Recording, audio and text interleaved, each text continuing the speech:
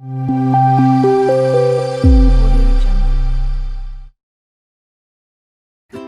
Video में ये हमारा सेकंड वीडियो है मर्म शारीर का। इसमें हम जैसे पिछले वीडियो में मैंने शाखागत मर्म पूरे कंप्लीट कर दिए, इस वीडियो में हम ऊर्व उदरगत मर्म जो कितने 12 मर्माज रहते हैं वो हम बहुत सुंदर तरीके से कंप्लीट करने का प्रयत्न करेंगे। एक एक का बहुत डिटेल्ड में पढ़ेंगे, उसी की तरह पृष्ठगत पे ही पढ़ेंगे, वो भी अगली वीडियो में आएगा। सो बिना किसी देर के हम अपना ये वीडियो चलिए शुरू करते हैं। ओके बच्चे देख, ऊर्व उदर प्रदेशी मर्मा। एश मास्टर किधर है? ये वाला ऊर्व उदर प्रदेशी मर्मा। So I hope you like this. Okay, ऊर्व उदर प्रदेशी मर्मा। तो आपके पास दो मर्मा है, एक ऊरगत मर्मा, उदरगत मर्मा। इनको साथ में पढ़ना होता है। मतलब देख, ऊर्व उदर प्रदेशी मर्मा मतलब जो मर्मा, एक तो ऊरह प्रदेश और उदर प्रदेश सेपरेट है। ऊरह मीन्स ऑफ योर ऊपर की बाजू। सो ये वाला यहाँ तक ऊरह प्रदेश में आएगा। ओके, उधर तक ऊरह प्रदेश, और उधर तक उदर प्रदेश मतलब ऑन द एब्डोमिनल रीजन, वो आपका उदर प्रदेश आता। ठीक है। अब ऊरगत मर्मा मतलब क्या? ऊरगत मतलब आपके बॉडी के गर्दन तक, ग्रीवा प्रदेश तक। ओके, मतलब अगर आपके यहाँ तक लिया, कहाँ से? आपके हिप बोन से आपके मान तक, नेक तक लिया गया, तो दैट इज ऑफ योर ऊरगत मर्मा। वहाँ तक जो मर्मा आएंगे that are included in the ऊरगत मर्मा। वो पार्श्व भी हो सकते, वो मतलब पार्श्व भी हो सकते, वो पृष्ठ भी हो सकते हैं। ठीक है बच्चों। अब देख, ऊरगत मर्मा में 5 आते। कितने आते हैं? 5। स्तनरोहित, स्तनमूला, अपलाप, अपस्तंभा और हृदया। ठीक है, ये 5 आते हैं। ठीक है, इन दोनों अब देख संख्या कंसिडर करेंगे। देख, स्तनरोहित 2 होता है, ठीक है, स्तनमूला 2 होता है, अपलाप 2 होता है, अपस्तंभ 2 होता है, लेकिन हृदय 1 ही होता है। हो गए क्या? 9। देख, बेचौकाट और 1 9 हो गए। ठीक है मास्टर। और उदरगत मर्मा आते, उदरगत यहाँ पे प्रेजेंट हो रहा है। दे आर ओनली 3 कॉल्ड गुदा, बस्ती और आपका गुदा, बस्ती। 3 आते सिर्फ, गुदा, बस्ती, नाभि। सिंपल। गुदा, बस्ती और नाभि। गुदा मीन्स क्या? इसका कंपेयर आनस से किया गया है।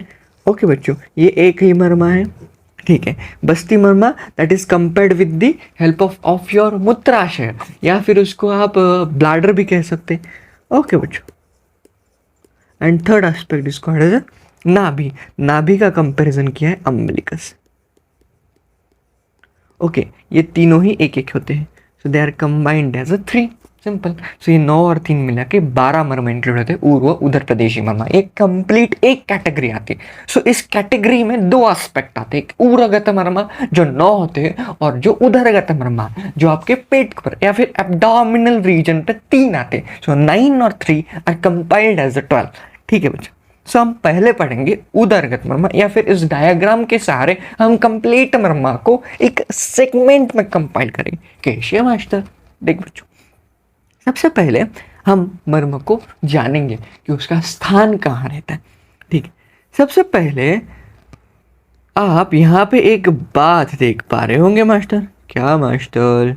देख बच्चों, ये देख पा रहा है? ठीक है, देख, दिस इज ऑफ योर स्तन चुचुक। क्या बोलते हैं इसको? इसको कहते हैं स्तन चुचुक। क्या कहते हैं? स्तन चुचुक। स्तन चुचुक। स्तन चुचुक मीन्स निप्पल्स। ओके, स्तन चुचुक मतलब निप्पल्स। अब देख, स्तन चुचुक के 2 अंगुल ऊपर, कितने अंगुल? स्तन चुचुक के 2 अंगुल ऊपर और स्तन चुचुक के 2 अंगुल नीचे एक मर्मा प्रेजेंट है। 2 मर्मा, एक देख, एक 2 अंगुल ऊपर यहाँ पे एक मर्मा है, और स्तन चुचुक के 2 अंगुल नीचे यहाँ पे एक मर्मा। समझा? गुड। ओके, जो मर्मा 2 अंगुल ऊपर है उसका नाम है स्तनरोहित। क्या नाम है उसका? उसका नाम है स्तनरोहित। ठीक है मास्टर, हो गया। और जो मर्मा इसके 2 अंगुल नीचे है इसका नाम है स्तनमूला। क्या नाम है? स्तनमूला। इसी प्रकार मतलब राइट साइड का हो गया, उसी प्रकार लेफ्ट साइड का, राइट साइड में भी स्तन चुचुक के ऊपर का एक मर्मा स्तन रोहिता, इधर का एक मर्मा स्तन, तो 2 हो गए। और स्तन चुचुक के नीचे का स्तनमूला, इधर भी स्तनमूला। डन। ठीक है बच्चों, तो ये एक मर्म आते स्तनमूला और स्तनरोहिता। तो ये तो हो गए। अब अपलाप और अपस्तंभा। अब इस मर्मों को जानने के लिए हम सेपरेटली जानेंगे क्योंकि ये थोड़े थोड़े किचकट होते हैं। सो इसलिए मैं अपलाप और अपस्तंभा को एक्सप्लेन करूंगा वेग स्वरूप। देख सबसे पहला आता आपका अपस्तंभा। अपस्तंभा को कैसे जानेगा तू? देख अपने अपने उदर प्रदेशी मर्मा कितने आते? 9। उदर प्रदेशी 3 आते, उरगत 9 आते। कौन से? स्तनमूला, स्तन चुचू मेरे साथ बात कर, मेरे साथ बोल। स्तनमूला 2, स्तन चुचू, स्तनमूला 2, स्तन रोहिता 2, अपलापा 2, अपस्तंभा 2, एक हृदया। वापस से बोल, 2 स्तनमूला, 2 स्तन रोहिता, 2 अपलापा, 2 अपस्तंभा, एक हृदया। वेरी गुड 9 आते। तो अपस्तंभा देखते क्या है? इसका एक श्लोक है सुश्रुत शारीर स्तन 6वां अध्याय, प्रत्येक मर्म निर्देश शारीर अध्याय में। ठीक है बच्चों, देख श्लोक क्या बोलता है। उभय त्रो उरसो हो, इसकी संधि करते हैं। क्या करते हैं? संधि। ठीक है मास्टर। उभय अत्र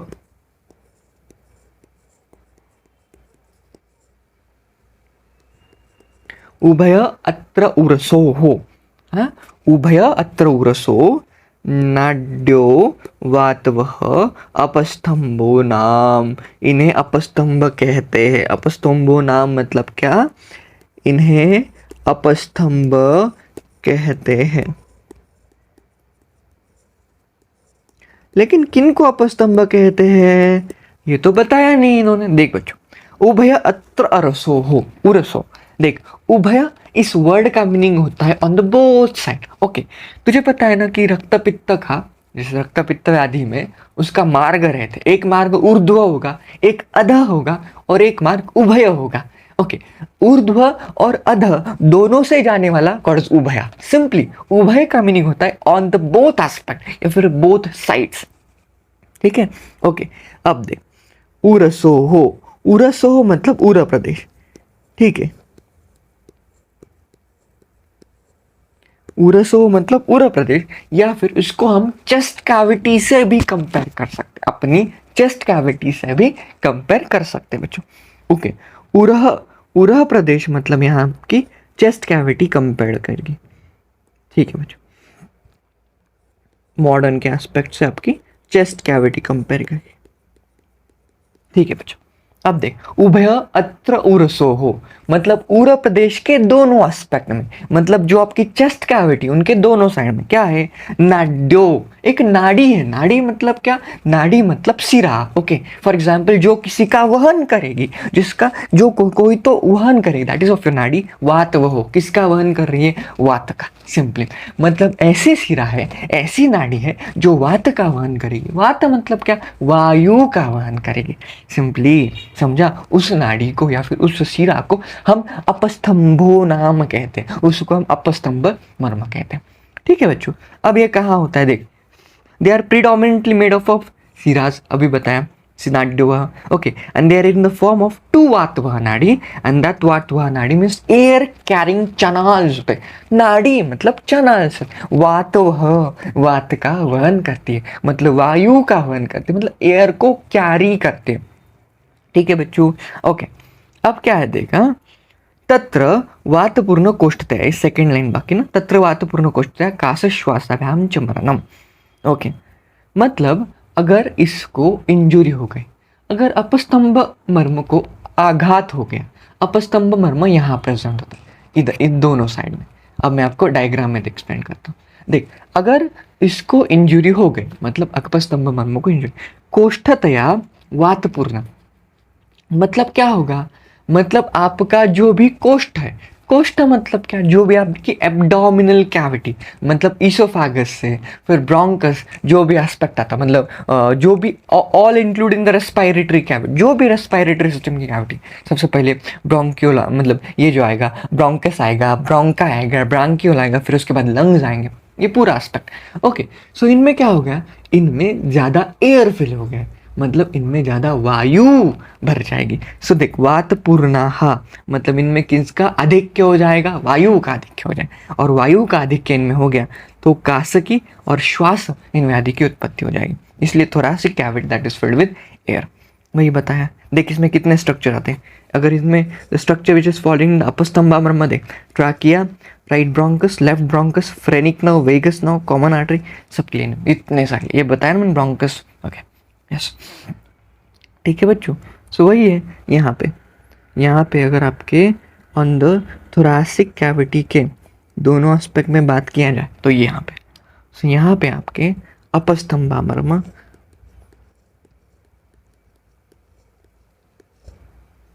प्रेजेंट रहते, ठीक है, ये आपके अपस्तंभामर्म में, क्योंकि they are present on the उभय अत्र उरसोः, उभय मतलब बोथ साइड, उरः प्रदेश के दोनों बाजू में, इसलिए तो दोनों बाजू में उरः प्रदेश के प्रेजेंट, इसलिए उभय अत्र उरसोः, और दे आर प्रेजेंट इसलिए वातपूर्ण कोष्ठतया, मतलब क्या होता है, जो भी आपकी थोरैसिक कैविटी होती है, जो भी आपकी cavity which is related with the respiratory aspect that is filled with air, वो कंप्लीटली वायु से भर जाती है, और वायु के भरने के कारण आपको श्वास की उत्पत्ति होती है। अब इसका रिजम्बलेंस क्या है, तुझे पता है कि कास जब होता है, cough, okay, so in this diseases हम ब्रीद प्रॉपरली नहीं कर पाते, ओके, इसलिए उस रेस्पिरेटरी कैविटी मतलब कुछ तो अड़थड़ा आ गया, कुछ तो बिगाड़ आ गई, क्योंकि आघात हो गया ना, इसलिए हम ब्रीद नहीं कर पाते, इसलिए कास और श्वास की उत्पत्ति होती, खोखला, ठीक है बच्चा। अब अपस्तंभ हो गया, अब अपलाप पढ़ेंगे, ठीक है, ये सेकेंड इंपॉर्टेंट एस्पेक्ट है, दैट इज अपलापा। देख अपलापा इज कॉल्ड अंशकुटयोः अधः। अब इस अंशकुटों को एक्सप्लेन करने के लिए मुझे आपके लिए 3D डायग्राम लगेगी। ये कौन सा रीजन है, this is complete of your scapula, okay, this is of your humerus, right, this is of your clavicle. अब ये कौन सा एस्पेक्ट है इसका, so this is of your ये जो पूरा आप देख पा रहे हैं, so this is anterior aspect of scapula, क्योंकि स्केप्यूला के पोस्टेरियरली स्पाइनस प्रोसेस रहती है जो यहाँ पे प्रेजेंट दिख रही, राइट, ओके। अब इसमें इसका रेसेम्बलेंस क्या है मास्टर, देख बच्चों, अब मैंने बताया था एक अंशकुट, एक वर्ड आया ना, इसको समझने के लिए मैं आपको कुछ प्रोसेसेस एक्सप्लेन करूंगा। देख बच्चों, ये जो है आप देख पा रहे होंगे, दिस प्रोसेस, इसका नाम क्या है, ये सब आपको पता होगा, ओके, इसका नाम होता है, इसको कहते हैं acromion process, right, okay master. So ये हो गया आपकी एक्रोमियन प्रोसेस। इस एक्रोमियन प्रोसेस पर कौन बाइंड हो गया है, क्लैविकल, वेरी इंपॉर्टेंट,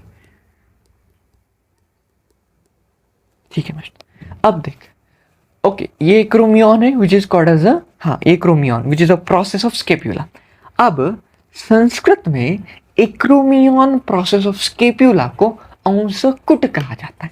हाँ, इसको ही क्या कहते हैं, इसको ही हम अंशकुट कहते हैं, क्योंकि this is acromion process of scapula, इसको हम अंशकुट कहते हैं, ठीक है बच्चा, ये बहुत important, this is acromion process, ये acromion process, this is coracoid process of scapula, beak like structure है ना कोराकॉइड, और अंशकुट क्यों, क्योंकि यहाँ पे क्लैविकल का अटैचमेंट होता है, क्लैविकल की बाइंडिंग होती है, क्योंकि स्केप्यूला पे this clavicle binds with this scapula at the acromion process, इसलिए उसको अंशकुट कहा जाता है बच्चों, ठीक है मास्टर, ये तो हो गया, ओके बच्चा। अब देख यहाँ क्या है, अंशकुटा, ठीक है, अंशकुट का मतलब तो तुझे पता चल गया, ये वाला रीजन, अंशकुट मतलब क्या, ये आपकी एक्रोमियन प्रोसेस है। क्यों, कैसे समझी कि ये एक्रोमियन प्रोसेस है, बिकॉज यहाँ पे क्लैविकल का अटैचमेंट है, दिस इज क्लैविकल ना, इसके अटैचमेंट है। अब देख, एक्रो अंशकुटो अधः, अंशकुटो अधः, अधः वर्ड का मतलब क्या है, अधः, ऊर्ध्व अधः, अधः मतलब नीचे, अंशकुट के नीचे, मतलब एक्रोमियन प्रोसेस ऑफ स्केपुला के नीचे जो मर्म होगा दैट इज ऑफ योर अपला। लेकिन दो एस्पेक्ट आते हैं ना, क्या क्या मास्टर, देख बच्चों, यहाँ पे अंशकुट अधः मतलब अंशकुट के नीचे आ गया, ओके, तात पार्श्व अपरिभागयो, इसकी संधि क्या होगी, पार्श्व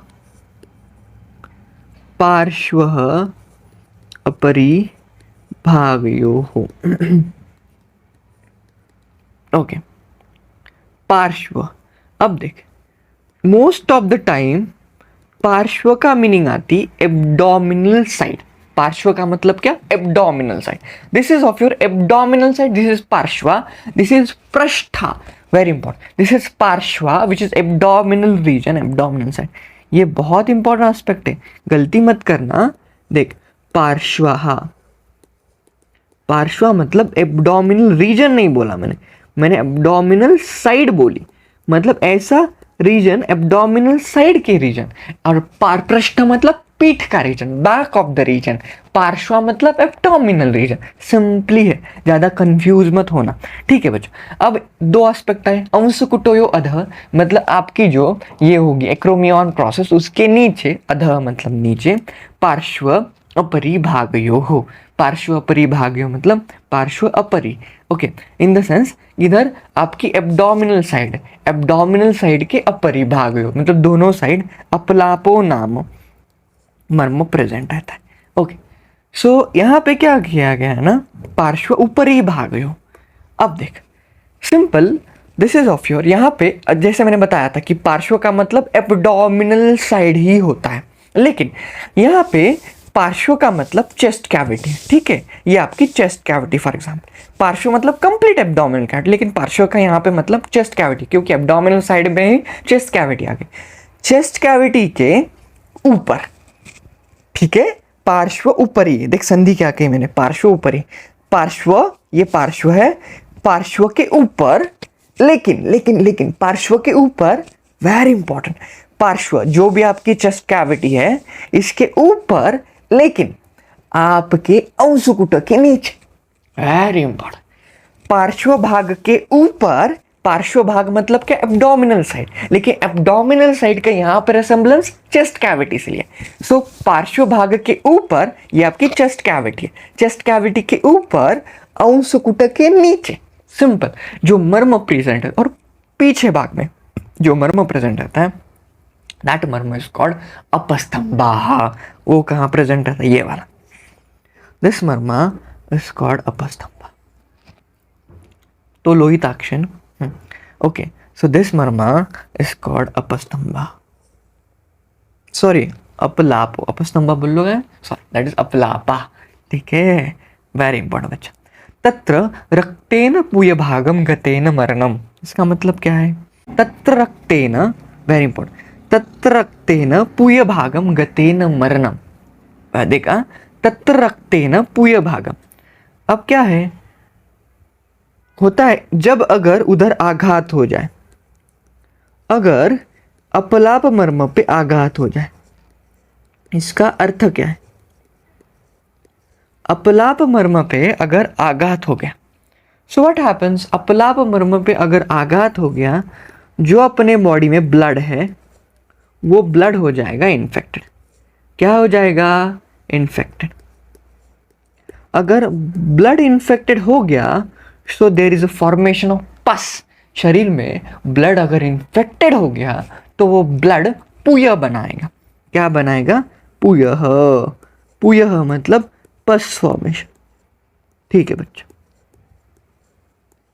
सो वो ब्लड पूय बनाएगा, called as pus formation, called as septicaemia. जो डिसीज होता है वो सेप्टिसेमिया यही है।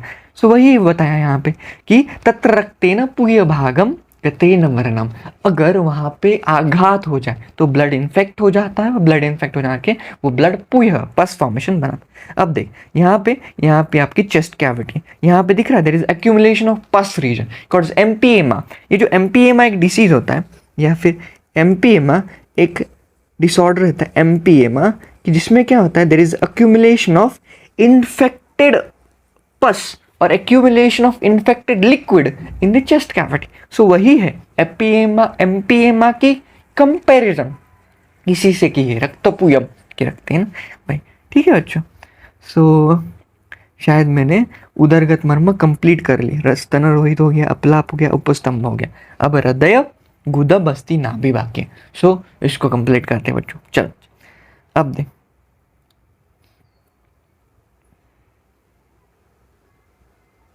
अब गुदा प्रदेश, सो गुदा मर्मा यहाँ आता है, बताया आपको। ओके, सो ये आपका गुदा मर्मा आता, ठीक है। ये आपका कौन सा मर्मा आता? सो दिस इज ऑफ योर गुदा मर्मा, ऑब्वियसली। सो गुदा मर्मा that is resemblance with anus, गुदा मर्मा का कंपेरिजन एनस से किया गया, ठीक है बच्चों। ये आपकी बृहदांत्र और लघुदांत्र है, मतलब लार्ज इंटेस्टाइन और स्मॉल इंटेस्टाइन है। अगर आपने रेक्टम के एंड में देखा तो रेक्टम के पास दो स्पिंक्टर्स होते हैं, एक स्पिंक्टर उसका इंटरनल वाला, एक स्पिंक्टर उसका एक्सटर्नल वाला। ये जो आत वाला दिखा रहा हूं मैं, so that is of your internal anal sphincter, और एक स्पिंक्टर आपको बाहर वाला दिखा रहा हूं, एक्सटर्नल एनल स्पिंक्टर। सो ये दो एस्पेक्ट आते, एक आत वाला आता कॉल्ड इंटरनल एनल स्पिंक्टर, और एक बाहर वाला called external anal sphincter. Internal anal sphincter को उत्तर गुद भी कहते हैं, ओके।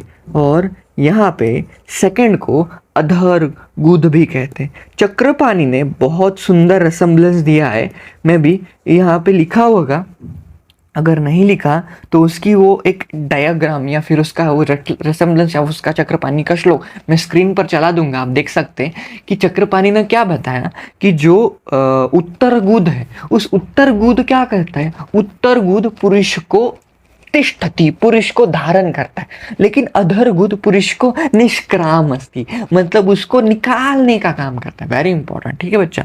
अब गुद के एस्पेक्ट में एक बहुत सुंदर दिया गया है सुश्रुत शारीर स्थान 6 चैप्टर में, प्रत्येक मर्म निर्देश शारीर अध्याय में, कि वायु वर्च निस्सरण, गुद का कर्म क्या है, वायु वर्च निस्सरण। वेरी इंपॉर्टेंट बच्चा, देख वायु का मतलब होता है वात या फिर वायु, जो भी है वात ले सकता है या फिर वायु, ओके। सो वायु एक हो गया। सेकेंड कॉर्ड जो वर्च, वर्च मीनिंग का अर्थ होता है पक्व, पक्व स्वरूप का मल, ओके। इसका मतलब क्या, पक्व मल, ओके। मतलब जो मल हम एलिमिनेट करते हैं from the body, that is called हमारा जो भी एक्सक्रीटा होता है, दैट इज कॉल्ड वर्चा, मतलब पक्वमल। पक्वमल और वायु, इन दोनों को निकालने का काम, निस्सरण निकालना, शरीर के बाहर निकालने का काम गुद मर्म करता है। क्या बात है, बहुत इंपॉर्टेंट है, इसका एमसीक्यू भी बन सकता है। वात वर्च निस्सरण, ये किस मर्म के बारे में बताया गया है, कितना सुंदर एमसीक्यू है। वात वर्च निस्सरण, वात मतलब वायु, वर्च मतलब पक्व मल, पका हुआ मल, जो मल शरीर के बाहर निकलता है, और वायु, ये दोनों निस्सरण, हाँ कौन सा, गुदा, ठीक है बच्चा। सो वही बता, ठीक है बच्चों। बस्ती, बस्ती में एक इंपॉर्टेंट एस्पेक्ट है बस्ती, that is related of your urinary bladder, simple बस्ती। अब ये उदरगत आ गया, राइट, ओके। बस्ती में अल्पमांस शोणित, ओके। बस्ती मर्म में ये एक इंपॉर्टेंट एस्पेक्ट आता कि बस्ती मर्म कंबाइंड ऑफ, बस्ती मर्माची उत्पत्ती अल्पमांसापासून झाली, किससे, अल्पमांस से, मतलब जिसमें मांस की कमतरता है, कॉल्ड अल्पमांस, और शोणितः, अल्पमांस और अल्परक्ता, कॉल्ड अल्पशोणिता। इन दोनों से बस्ती मर्म की उत्पत्ति हुई है, बस्ती मर्म बना हुआ, ठीक है। अभ्यंतर कट्याम मूत्रशय बस्ती नाम, कट्या, कट्याम कॉल्ड कटी प्रदेश, कटी प्रदेश मतलब लंबा रीजन, करेक्ट। सो कटी प्रदेश मतलब यहाँ पे तो उसका रेफरेंस लंबा रीजन से लिया जाता है। सो अगर लंबा रीजन के एस्पेक्ट में हमें क्या होता है, उसके आगे हमें लंबा रीजन होता है, फिर उसके बाद सेक्रम होता है। सो लंबा रीजन के आगे हमें यूरिनरी ब्लैडर मिलता है। So urinary bladder is of your बस्ती प्रदेश, सिंपल। और वो मूत्र का आशय है, सिंपल, कितना ईजी है बस बच्चों, ओके। अब हृदय बाकी है, हो गया ना। नाभि एक रहेगा, नाभि मैंने यहाँ पे बताया, दिस इज ऑफ योर नाभि, ठीक है बच्चों। अब हृदय बताता हूँ, हृदय बहुत इंपॉर्टेंट है, हृदय का एक बहुत इंपॉर्टेंट है, देख हृदय बहुत सुंदर है और बहुत इंपॉर्टेंट भी। देख हृदय का श्लोक क्या बोलता है, स्तनयो मध्य, स्तनयो मध्य मतलब क्या मास्टर, स्तनयो मतलब, स्तनयो मध्य मतलब स्तन के मध्य में, स्तनयो मध्य मतलब स्तन के मध्य में अधिष्ठायो रहता है। स्तन के मध्य में जो रहता है, उरस्य आमाशय द्वारम। उरस्य आमाशय द्वारम मतलब क्या? उरस्य मतलब उर प्रदेश, राइट, उर प्रदेश मध्ये असतो और आमाशय के द्वार तक रहता है। कहाँ तक हृदय का हृदय मर्म प्रेजेंट रहता है? आमाशय के द्वार तक। बताता क्या है?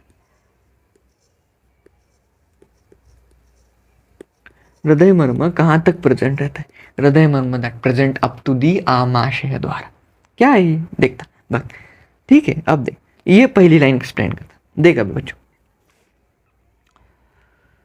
तू यहाँ पे नहीं देख पा रहा होगा, यहाँ पे देख, हियर यू सी। ओके बच्चों, अब मैंने बताया हमें प्रत्यय पहला आया था कि स्तनो मध्या। स्तनो मध्या मतलब दो स्तनों के मध्य में। ये स्तन है आपका, इसके मध्य में, दो स्तनों के मध्य, दिस इज ऑफ योर, दो स्तनों के मध्य आपका हृदय मर्म प्रेजेंट है। समझा? दिस इज ऑफ योर दो स्तनों मध्य। दो स्तनों मध्य मतलब दो स्तनों के बीच में जो रहता है मर्म, दैट इज ऑफ योर हृदय। ठीक है। सेकंड, उरस्य, उर प्रदेश है। थर्ड बताया था आमाशय द्वार। क्या है आमाशय द्वार? देख, जहां से आमाशय का शुरुआत होती है, ये रहा आमाशय। ओके, अब यहाँ पे थोड़ा ये हो गया। देख यहाँ पे ना कि ये जो आपका मर्म है,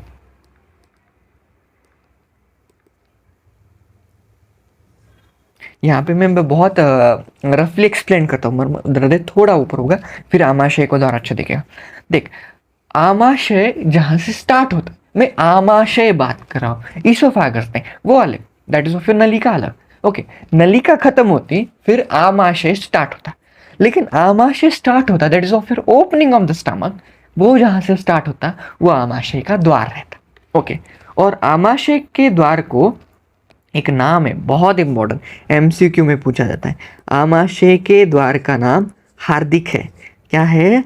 हार्दिक द्वार। हाँ, एमसीक्यू है बच्चू, वेरी इंपॉर्टेंट। आमाशय का द्वार हार्दिक द्वार कहता है, हार्दिक द्वार। ठीक है। अब देख, मतलब हृदय मर्म वहां तक प्रेजेंट रहता है जहां तक आमाशय का द्वार है। देख, आमाशय का द्वार है यहाँ तक, कहाँ? मैं शायद यहाँ से दिख पा रहा हूँ, ये देख, आमाशय का द्वार है, वहां तक हृदय मर्म है। सिंपल, मतलब हृदय मर्म वहां तक रहता है जहां तक आमाशय का द्वार है, और आमाशय के द्वार को हार्दिक द्वार कहते हैं। वही बताया। ठीक है बच्चों, वही ये देख, स्तन हृदय मर्म यहाँ एक्सप्लेन्ड है। ओके, और हृदय मर्म ये आमाशय, आमाशय देख, ये आमाशय का द्वार वहां तक ही बताया मैंने। ठीक है बच्चों। ओके बच्चा, आयुर्वेद अनुसार हृदय दो ठिकानी प्रेजेंट है। कहाँ? देख, आयुर्वेद हमें मॉडर्न तो बोलता है कि हृदय only present the thoracic cavity which is present in the lung, there is a presence of thoracic cavity, वहां पर। लेकिन आयुर्वेद के अनुसार हृदय दो ठिकाने प्रेजेंट है। सबसे पहले एक आती वही ठिकान, मतलब चेतना युक्त उरस्थ प्रदेश, राइट, वही जो चेतना युक्त उरस्थ प्रदेश बोलता है।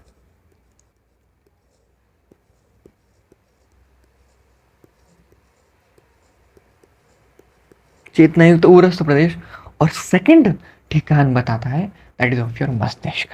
मस्तिष्क में भी मर्म का स्थान होता है, हृदय का स्थान होता है, ऐसे आयुर्वेद के द्वारा बताया गया है। ये बहुत उरस्थ हृदय। देख, अब देख ये सेकंड लाइन, सत्व रजत तमसाम अधिष्ठानम हृदय, मतलब जहां पे हृदय रहता है वहां सत्व गुण, रजोगुण और तम गुण का अधिष्ठान होता है बच्चों। सिंपल।